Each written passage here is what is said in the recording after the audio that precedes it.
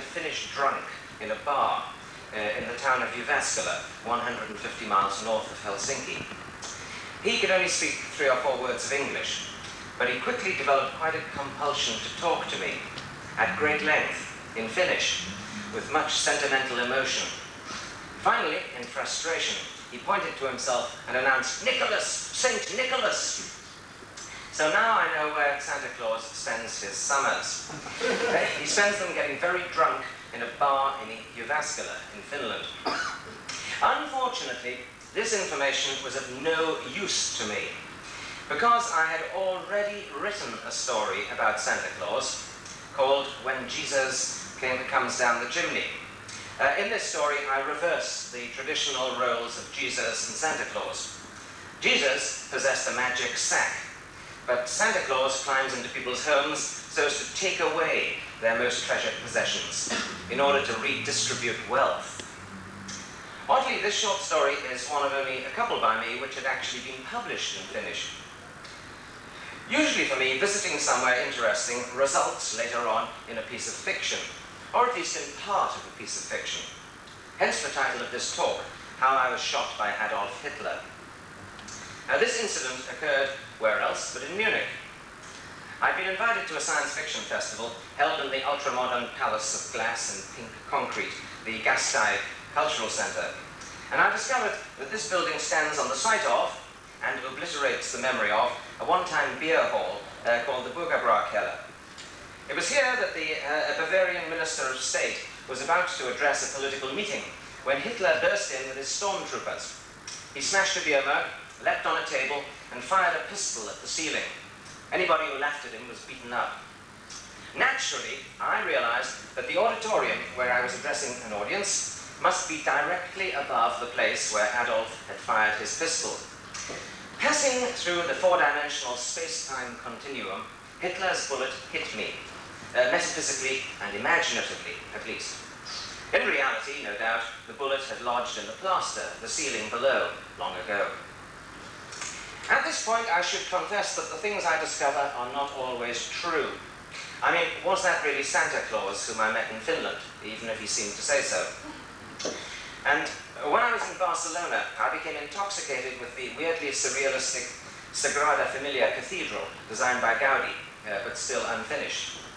I felt compelled to write a story about how this cathedral might be completed holographically, as part reality and part illusion. Alas, my delightful Catalan hosts told me a number of jokes, which I believed. They didn't realize that even while we were wandering around bars, the data processing tapeworm in my brain was digesting everything hungrily. No matter. After they read the story in Asimov's magazine, they confessed, so I was able to revise the story for book publication. So maybe Hitler didn't actually shoot me in Munich, though as far as I'm concerned, he did. A lot of the time, life itself is part reality and part illusion. One of the answers to that daft old question, where do you get your ideas from, is that a writer perceives the spectrum of possible illusions which wrap around reality, the ghosts of other possibilities, the spectres of alternative realities. The writer generates these instinctively as a rebellion against mundanity and conformity, which dull our vision. Nietzsche once said, "Who wishes to be creative must first destroy and smash accepted values." Well, you don't actually have to go around destroying, like King Kong let loose in Lilliput. And I seem to recall that Nietzsche died insane. Schopenhauer said, this is definitely the intellectual part of the talk. He said, in order to have original, uncommon, and perhaps even immortal thoughts, it is enough to estrange oneself so fully from the world of things for a few moments that the most ordinary objects and events appear quite new and unfamiliar. In this way, their true nature is disclosed. Fiction comes from this kind of momentary estrangement, where the world turns upside down and inside out. A radio commentator delighted me by discussing a change of government in the West African country Mali in these terms. Mali, which had been drifting towards the Soviet Union, is now moving in the direction of America. What if this could be literally true? I'm quite interested in changing my perceptions of the ordinary, so as to write fiction which will also alter other people's perceptions. The last time I was in America, I discovered the cure for jet lag. You understand jet lag. You get on a plane here, you go over there. I discovered the cure for jet lag by means of a sensory deprivation tank. I'd been invited to a convention in California, and I could only travel over for the weekend. Pondering about the upcoming 10-hour flight from London, I decided to put myself into a trance state, a sort of suspended animation, by taking some cans of Everard's wonderfully strong old original ale on board the plane. Soon after we took off, a stewardess came along with a trolley to inquire if anyone wanted a drink. So I thought I'd do the decent thing and buy one beer from her. Alas, questioning revealed that at Heathrow they had loaded on board a rather ghastly British brew called Long Life. Now, I had taken an oath never to drink this stuff if possible. So I replied, "I'll just have an empty glass, please." The stewardess fixed me with a stern gaze. "You've brought your own liquor on board, sir," she said, "and under Pan Am regulations, I'm supposed to confiscate it." Well, I fluttered my eyelashes at her, and she relented. She gave me an empty glass and a napkin and said, "If you're discreet, sir, I'll look the other way." The plane was fairly empty. I had 3 seats all to myself. So I stretched my legs out along the seat, clamped the open beer cans between my thighs so that the beer wouldn't spill, and laid the napkin over the cans as concealment. Unfortunately, we soon encountered strong air turbulence, with the result that blob after blob of beer was thrown out of the cans to stain this napkin. Plop, plop, plop. It began to look as if I was suffering from spasmodic incontinence and needed a nappy change. My scheme was fatally flawed. But then, in San Francisco, I climbed into a flotation tank, a soundproof black coffin full of buoyant magnesium sulfate solution. I wasn't in the tank long enough to begin hallucinating, which could have been really interesting. However, I did become extremely relaxed, and on the flight back to Britain, I found that I could go into the same beautiful mental state as in the tank. The return journey only lasted subjectively for 2 hours instead of 10. You can learn to control time. It felt like a necessary juxtaposition when, in my novel The Flies of Memory, this is an advertisement, you will find copies outside, when, in my novel The Flies of Memory, I put a sensory deprivation tank in the very room in Munich where I was shot by Adolf Hitler. The Gasteig Cultural Center had forgotten the existence of Hitler architecturally, or so it seemed to me. What I was writing about in the novel was memory. In the deprivation tank, I was in a sense memorizing myself, my nature and location within a void. I was filling that void, the only existence within it. And because a bit of Munich had forgotten a bit of Hitler, in the novel, the whole center of Munich is forgotten, lost. The center of the city vanishes and reappears on Mars. And then the ghost of Hitler reappears too. When writing, I believe in magical juxtapositions. I try to attract magical juxtapositions in order to unpeel the wallpaper of the world and reveal the fabric beneath. These happen in life too. Many writers are aware of the library demon. You walk into a library and discover quite at random the very thing you need to know urgently right now, of which you are quite unaware beforehand.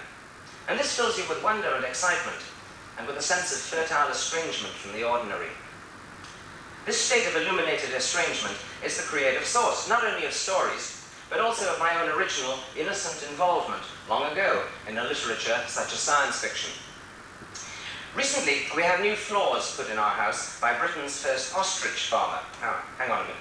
What is an ostrich farmer doing, you know what ostriches are, the big birds in that? Yeah. What is an ostrich farmer doing putting new floors in our house in a little village in the British countryside? Well, the farmer in question is also a builder, but in his role as a somewhat eccentric farmer, he recently decided to diversify. Being aware that ostriches have been ranched in southern Africa for over a century, he decided to aim for a herd of 300 of the big birds running free in a meadow near where we live, as new neighbors for the perhaps puzzled cows and sheep. The ostriches oughtn't to be too puzzled. Apparently, an ostrich's brain is smaller than a chicken's. And with that tiny data processor, they need to operate a body the size of a lesser inhabitant of Jurassic Park. Though actually, they seem quite bright and inquisitive creatures when we visited the first 5 breeding birds, so as to hand over our house keys to Farmer Frank. Their necks, resembling vacuum cleaner hoses, snaked up and down from ankle level to high overhead as they jostled to take a look at us. And people do manage to organize ostrich races. So, you know, I think ostriches must have some intelligence. Could an elf or leprechaun successfully race a chicken? Well, maybe. I must ask Anne McCaffrey about this. These ostriches are being raised for gourmet meat and quality leather. So there has been some local protest at this from animal liberationists. On the other hand, a delightfully daft vicar spoke out in favour on national radio. At 6:25 every morning, we have a prayer for the day on BBC Radio 4, introduced by a short meditation. In these troubled times, said the guest vicar, it is encouraging to hear of an example of initiative from Northamptonshire, where a local farmer is raising ostriches to provide meat and feathers for his neighbours. Ah, yes, I can just see it. Villager tramping through snow. By the way, the ostriches enjoyed running around in the snow last winter. Villager, Farmer Frank, it'd been hard, what with the plague and the building societies repossessing our houses. Farmer, why, take this drumstick for your lads and this bag of feathers for your duvet. Villager, God bless you. When I was young in the 1950s in the northeast of England, I also encountered an ostrich. The 1950s was a very boring and austere post-war decade, preceding the joyous, rebellious, psychedelic eruption of the 1960s. And the northeast of England was a fairly barren, boring, downbeat place. The inhabitants there have a fine sense of doom and pessimism, which is nicely captured by the best-selling novelist Catherine Cookson. Anyone ever heard of Catherine Cookson? Ah, yeah. My father actually went to school with Catherine Cookson in the slums of South Shields. Anyway, common remarks about the weather in the northeast of England, where I grew up, were, why, it's treacherous today. Common responses to unusual ideas or ambitions were, you're flying too high, and you'll bring about the downfall of nations.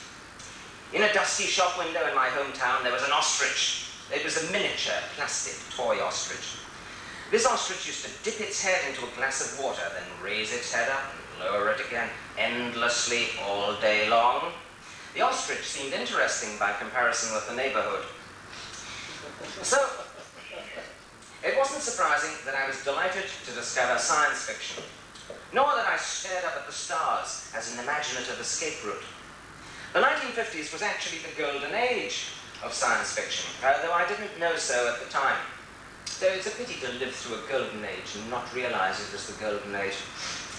Compared with dull British names such as Smith or Brown or Watson, people with names the likes of Isaac Asimov or A.E. Van Vogt seem to be possessors of alien wisdom. I remember buying one particular copy of Astounding Science Fiction. The issue had a story in it by Cyril Kornbluth called Our Share of Glory, which was about linguistics. Its hero belonged to a guild of interpreters who spent all their time memorizing vocabularies from all planets which Earth's traders might visit. I'm sure this story had something to do with my eventually writing my first published novel, The Embedding. Also in the same issue was a story set in mind-warping hyperspace. Now this story really puzzled me and sent a cold shiver down my spine. Yes, a cold shiver. Back then I didn't read in quite the same way as nowadays. Science fiction, horror, fantasy, they were all one. Rather as in the early universe, before the strong force and the weak force split apart, before gravity and electromagnetism ruptured asunder, generating a universe responsive to several seemingly distinct forces. Thus, hyperspace must be a kind of deathly supernatural ghost region, into which one could nevertheless enter inside a flying machine. In that story, the starship was adrift in hyperspace, and for some reason, the hero had to climb through the airlock onto the hull of the vessel.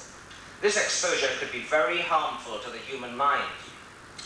Outside, in hyperspace, the hero perceived an infinite plane, P-L-A-N-E, an infinite plane. Now, I was oblivious, I was about 12 or 13 at the time, I was oblivious to the geometrical meaning of plane. I visualized the hero standing on the hull, seeing the wings of his space plane stretching infinitely in both directions, rather like a narrow grey road through nowhere. This completely wrong image terrified and thrilled me. I think I should comment here on the post-structuralist deconstructive theory that it is the reader, the lecteur, who constructs the text for himself or herself, rather than the author being in the driving seat. I definitely constructed a text of great visionary power for myself when reading this hyperspace story, based upon a complete misunderstanding. On the subject of unusual ambitions, which were scorned in the place where I grew up, when I was a schoolboy, I used to subscribe to a publication called Wide World magazine, which was all about terrible journeys through the green hell of the Amazon and being adrift on a raft in the shark-infested Pacific. Myself, I decided to become a cactus collector in the Arizona desert. This might be a distinctly sleazy occupation nowadays, due to collectors raping the environment of rare orchids and parrots. But at the time, it seemed a noble quest.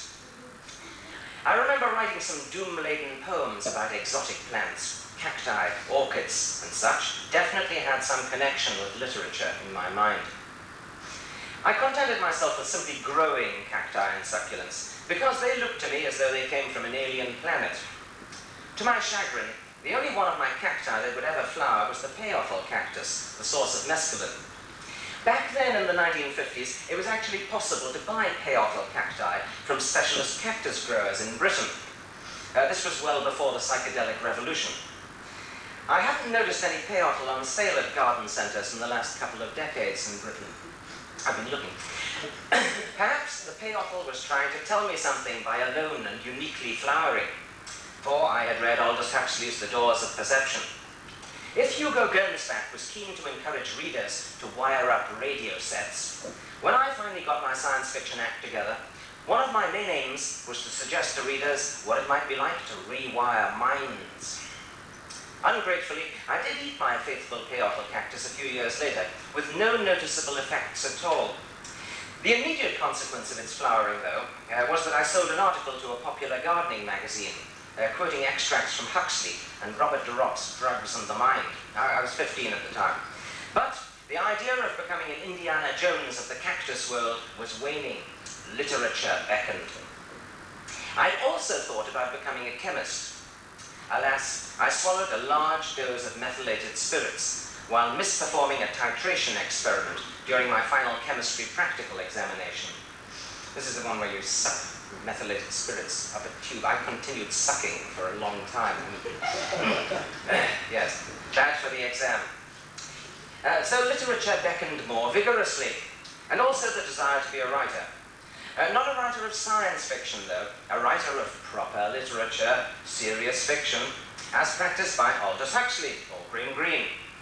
Actually, I'm sure that the structure of Graham Greene's novels rather influenced the three-part plot patterns of my first few published novels.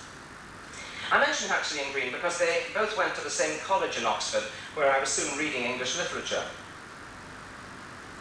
In the college library, there were leather-bound uniform editions of their works, shelved in a place of honour.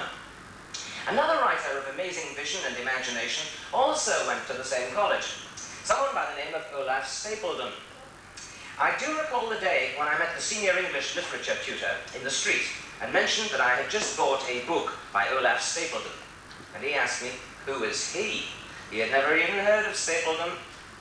So I knew that I shouldn't write something as lacking in respectability as science fiction. Yet, even while I was reading all the proper books, schizophrenically, I still clutched Van Vogt's Voyage of the Space Beagle behind my back. British culture marginalizes science fiction, perhaps even more so nowadays. Back in the 1970s, the quality cultural magazines and Sunday newspapers used to review science fiction once in a while. Now they hardly ever do so.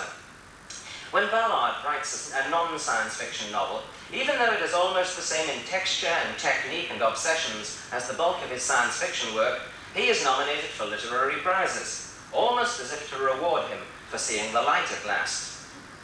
One major reason for this is the British educational and social system, whereby those people who run the country and dominate the media have an arts background and are to a large extent scientifically illiterate. At university, they discover next to nothing about the universe we are in and regard the wider horizons of existence with disdain. The fact that Margaret Thatcher, cursed be her name, was originally a flavours chemist in the food industry is quite irrelevant, since she starved Britain's research scientists of funds almost contemptuously. Charles Babbage, designer of the world's first mechanical computer, which has now been built at last by London's Science Museum, was keenly aware of this 150 years ago. He complained how a young man passes from our public schools, which of course in Britain are the very expensive private schools such as Eton. A young man passes from our public schools to the universities, ignorant almost of the elements of every branch of useful knowledge. Babbage campaigned for science education. Smart society laughed at him.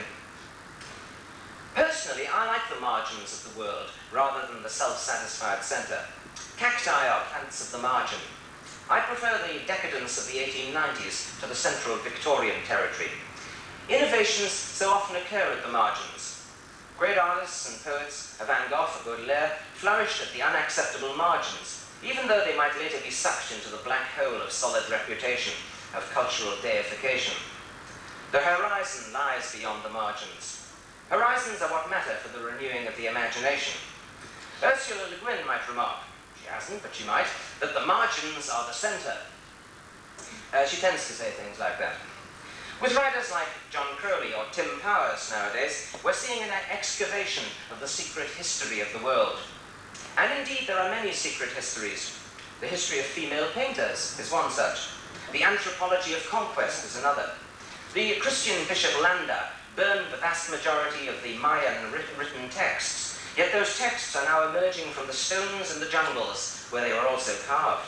And we discover whole alternative civilizations and worldviews, as if hidden aliens have dwelled amongst us. I was recently reading the book published by research publications in San Francisco called Modern Primitives, which is about tattooing, scarification, and piercing of the body.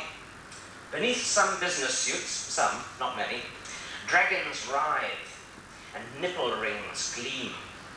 For some people have a secret life, and perhaps some of these people are the most alive. The British police recently raided and prosecuted a bookshop in London, which also specialised in science fiction, for stocking this Modern Primitives book, which contains a fair number of quotations from science fiction writers. Research Publications also produced a handsome book on Ballard and reissued his atrocity exhibition in an illustrated edition. So there are profound connections out at the margins.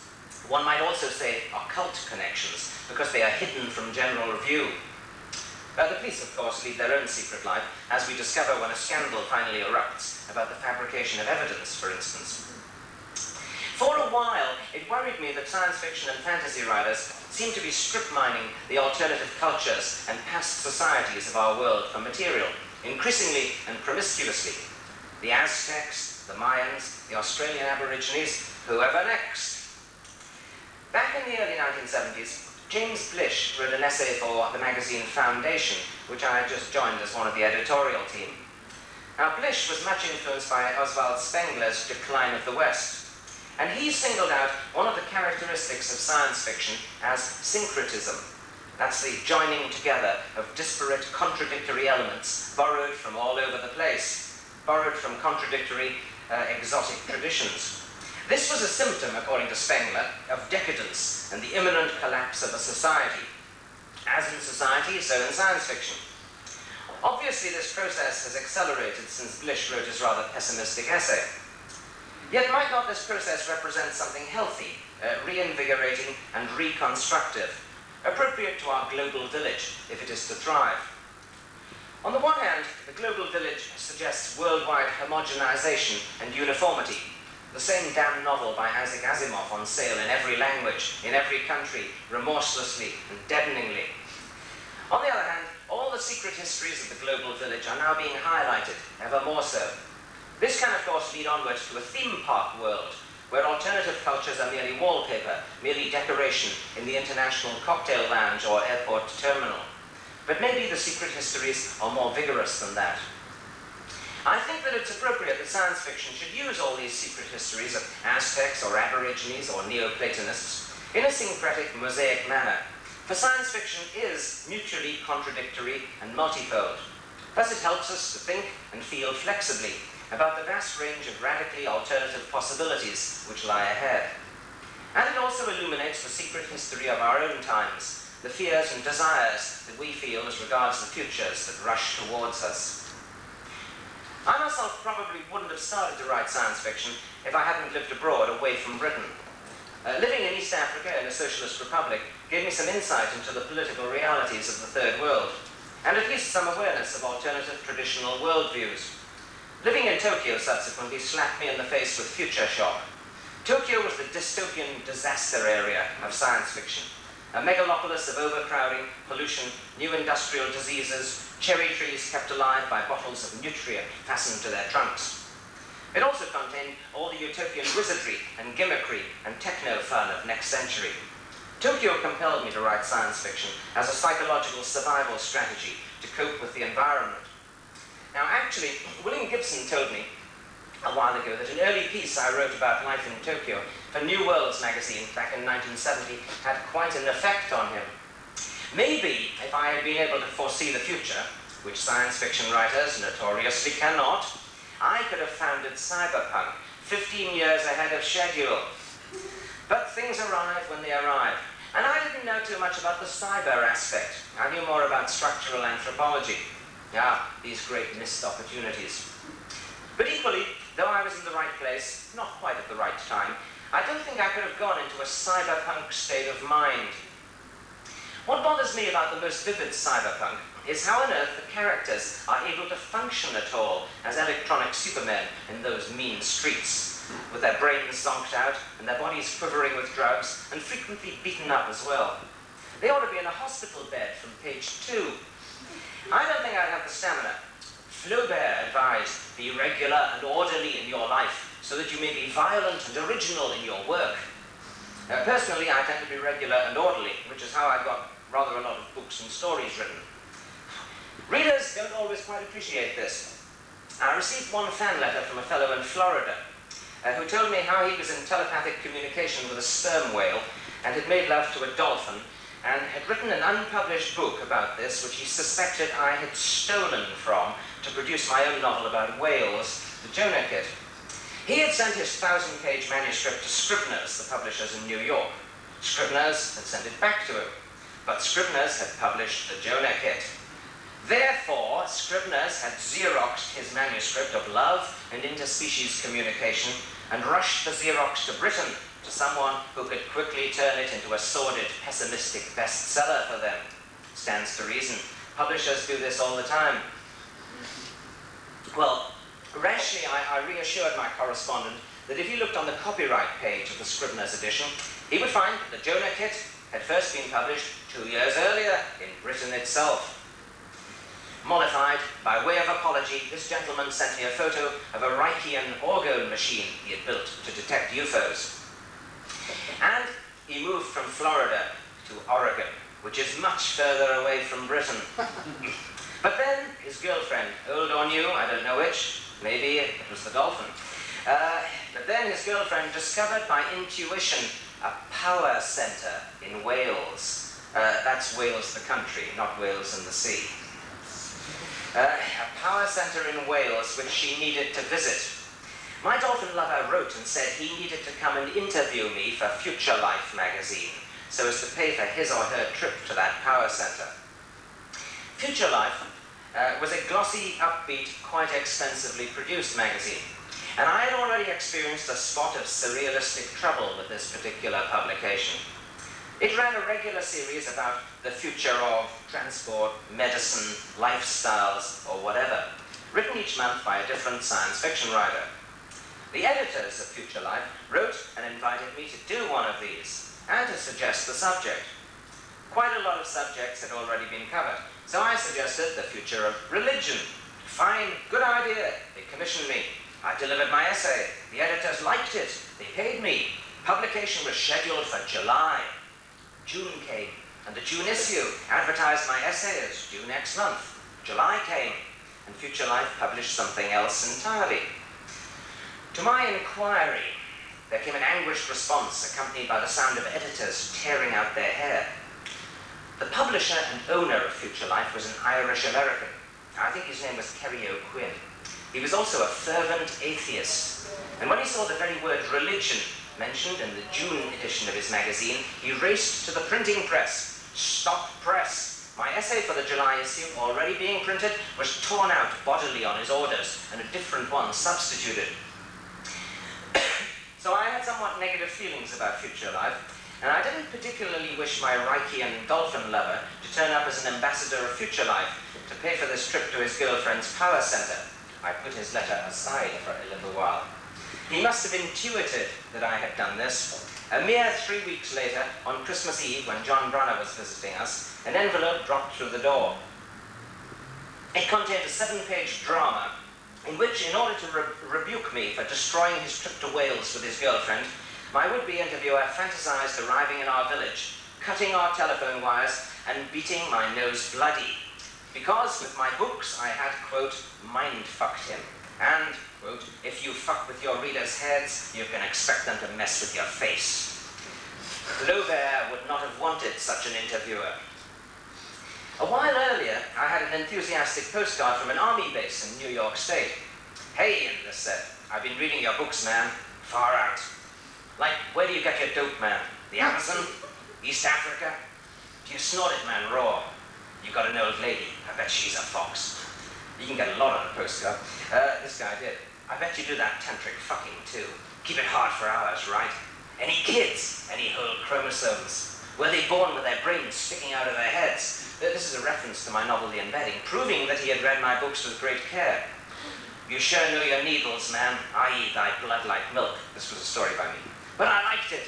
And this is the bit I really appreciate. I like all your shit, man. Does that make me nuts, too? Now, that's the kind of message that a cyberpunk character ought to receive.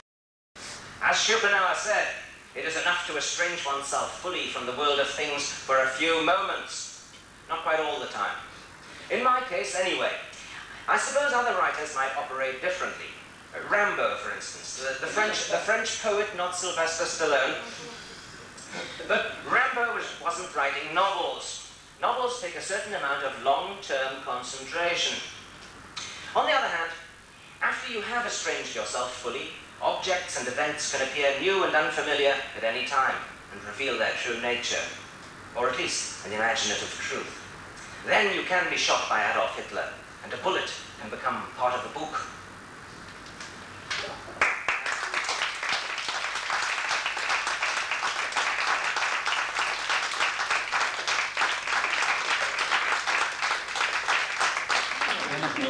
Ja klar, das geht vor. Aber normale Unterschrift. Ja.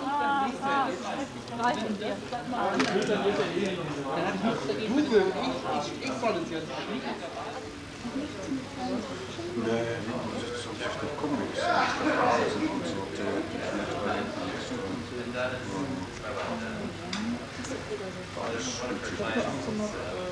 Well,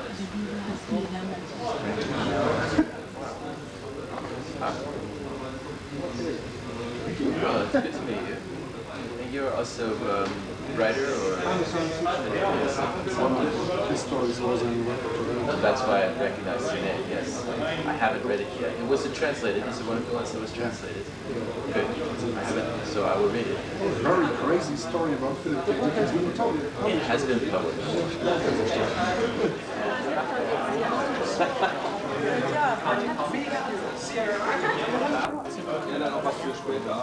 Und das erste, wie wir uns kennenlernten, er stellte sich mit einer Silbe vor und das die auch noch deutsch ausgesprochen mit Weste. Ich fragte, was ich beruflich mache. Ich sagte, ich übersetze Science Fiction, guckte mich also bitterböse an und sagte, wo haben Sie Englisch gelernt? Und die Frage, kann ich hoffe nicht, dass ich vor 95 oder so dort sein werde. Are you all from around In Freiburg, Black Forest, Freiburg. Bavaria? Oh, Baden-Württemberg. Nee, das ist Wiesbaden. You must be aware of mythological people in novels and things they're called Heine or the Heine. It's printed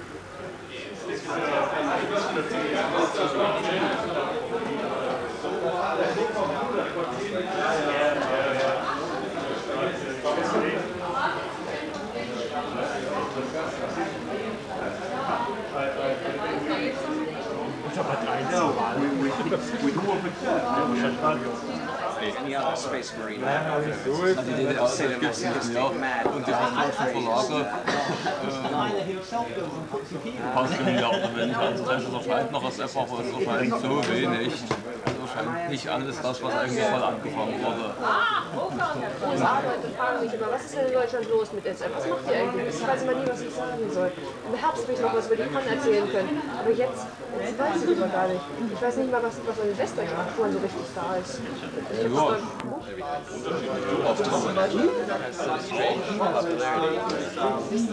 Yeah, but that's very interesting. I'm also interested in philosophy too. Yeah. So I will look for this book and buy and read it.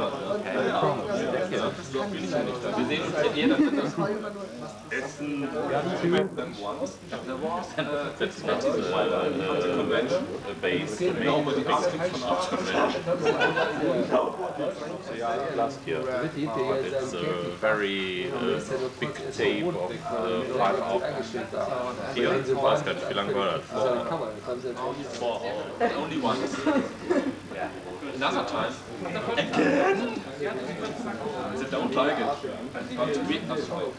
We have found, for example, a castle in Austria. Das ist der große.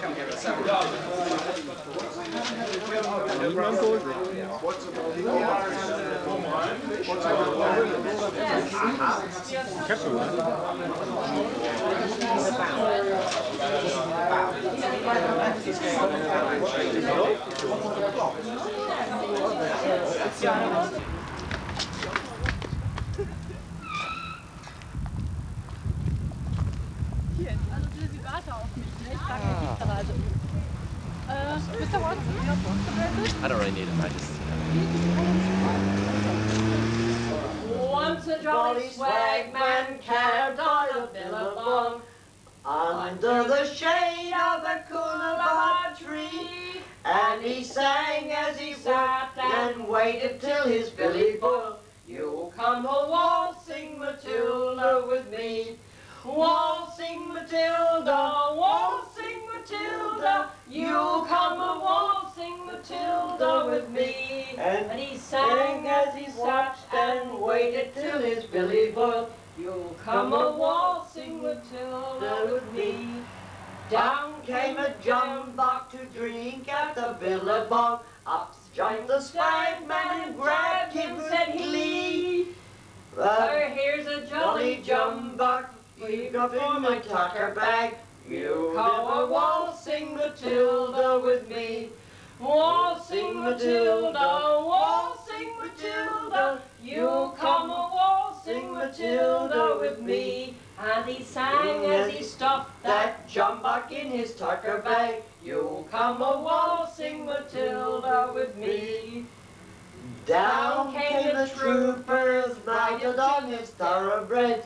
Down came a squatter. Down came a squatter. Down came the squatter, mounted on his thoroughbred. Down came the troopers, 1, 2, 3. Where's that jolly jumbuck you've got in your tucker bag? You'll come a waltzing Matilda with me.